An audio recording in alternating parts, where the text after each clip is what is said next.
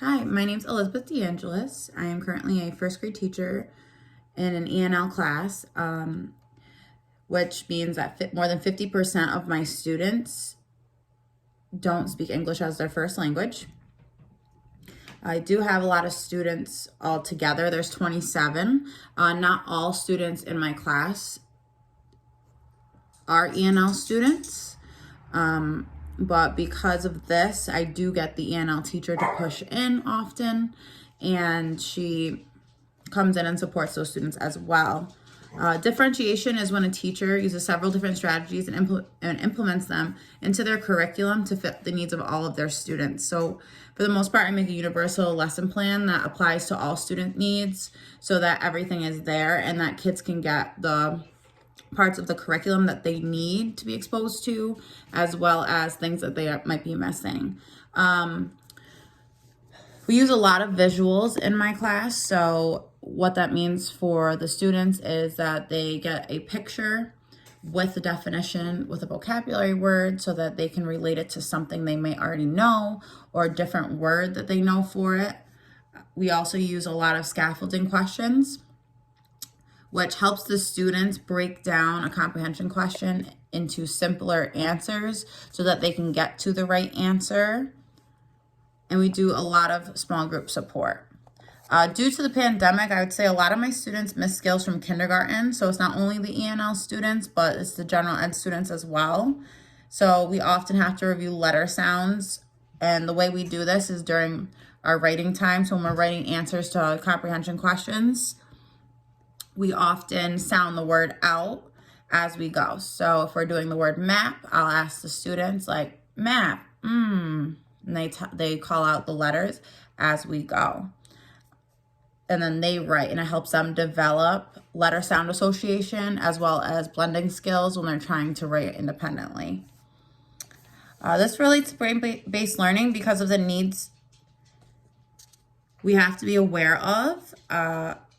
This is important that we know like where students are at, how they learn developmentally, and we have to provide and acknowledge their needs so that students feel heard and they know that we are trying to help them catch up, because if they feel behind, most of the time they shut down.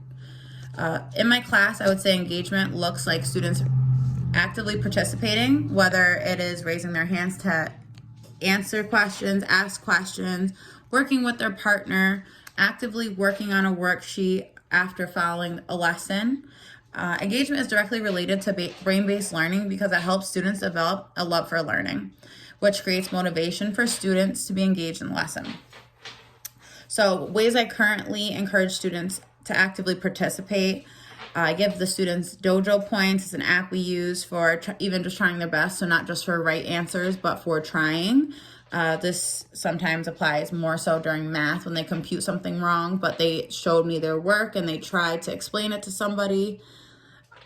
So they still get a point for doing it and for trying, which motivates the students to try on their own independently, which is something that we have to push really hard for at this point, because a lot of the time last year, I feel like we walked students through everything because we didn't want them to miss anything. So they're lacking a lot of independent piece. And the research also says that positive reinforcements and relationships with students help motivate engagement because students don't fear of being wrong or confused in front of their classmates. So I'll often give a lot of wait time because I do have the ENL students, so they have to think about what they're trying to say, and ask if they need help getting an answer to a question. So sometimes that looks like asking them to phone a friend and things like that.